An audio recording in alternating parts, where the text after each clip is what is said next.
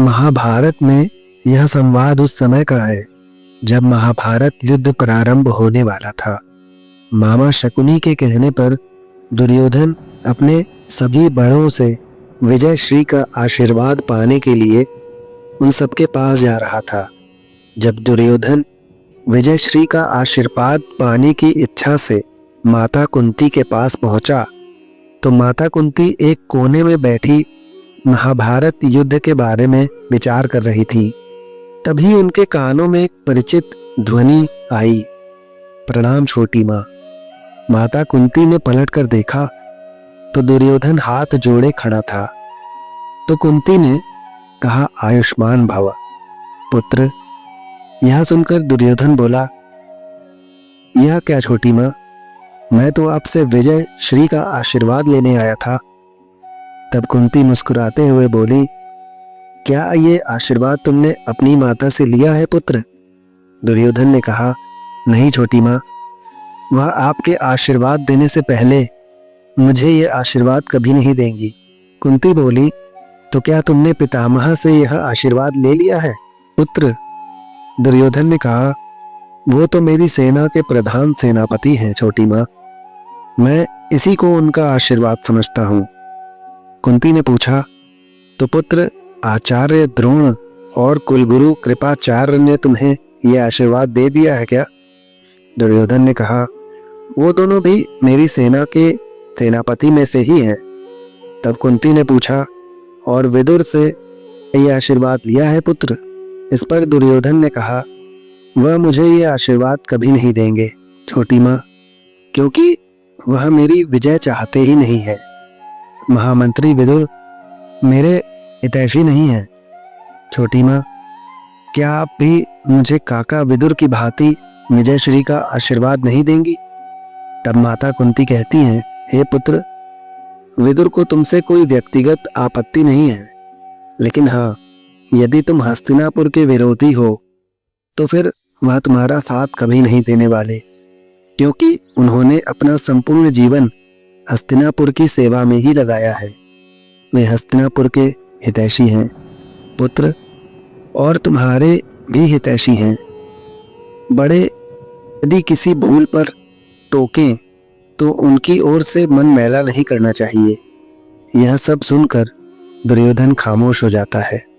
तब कुंती दुर्योधन से उसकी खामोशी का कारण पूछते हुए कहती हैं, तो क्या मैं यह समझूं पुत्र कि तुम हस्तिनापुर के विरोधी हो? तब दुर्योधन कहता है, हस्तिनापुर तो हमारे राज्य की राजधानी है छोटी माँ, तो भला उसका विरोधी मैं कैसे हो सकता हूँ? तब कुंती कहती है कि हस्तिनापुर केवल राजधानी नहीं है वत्स, यह नगरी तुम्हारी ज्येष्ठ माता है पुत्र, उसे केवल राजधानी समझने की भूल न करो। इस नगर के द्वार पर माथा टेक कर विजय श्री के आशीर्वाद की भीख मांगो। लेकिन है पुत्र, तुम्हारी छोटी माँ के पास तुम्हारे लिए यह आशीर्वाद नहीं है। तब दुर्योधन कहता है, तो इसका तात्पर्य मैं ये निकालूं छोटी माँ कि आप मेरी विजय नहीं चाहती? तब कुंती कहती हैं, मैं तो अपनी आंखों में आंसुओं को रोके हुए विजय और पराजय के बीच में खड़ी हुई हूँ पुत्र। अजय चाहे जिसकी भी हो, मुझे तो रोना ही है। मैं तुमसे प्रसन्न नहीं हूँ, किंतु मैं तुम्हारा शव भी तो नहीं देखना चाहती पुत्र, इसीलिए लंबी आयु का आशीर्वाद दिया है। ऐसा माता कुंती इसलिए कहती हैं क्योंकि दुर्योधन ने कभी भी पांडवों का हित नहीं चाहा, बल्कि उनकी कुलवधू का अपमान तक किया था। कुंती आगे कहती हैं, यदि तुमने युद्ध करने की ठान ली ही है तो जाओ पुत्र, तुम्हारी छोटी माँ का आशीर्वाद तुम्हारे साथ है।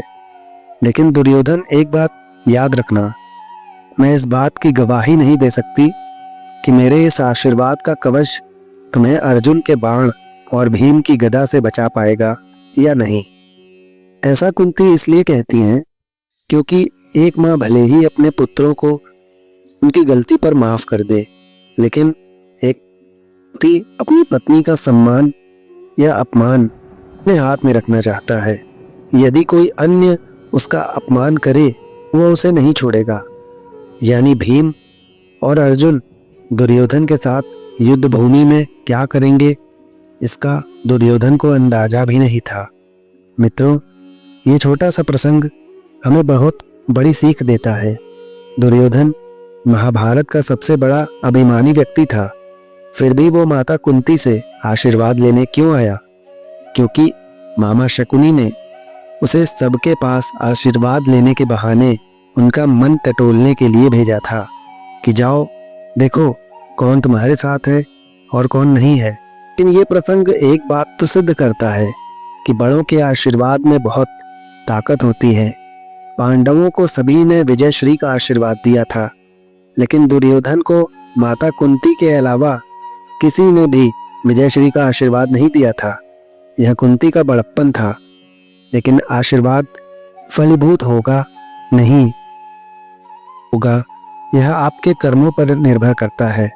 पांडव हमेशा से धर्म के पथ पर थे, इसलिए वे विजयी रहे, और दुर्योधन आरंभ से ही अधर्मी था, इसलिए उसे माता कुंती का आशीर्वाद भी नहीं बचा पाया। यहाँ शकुनी की कुटिलता भी दिखती है।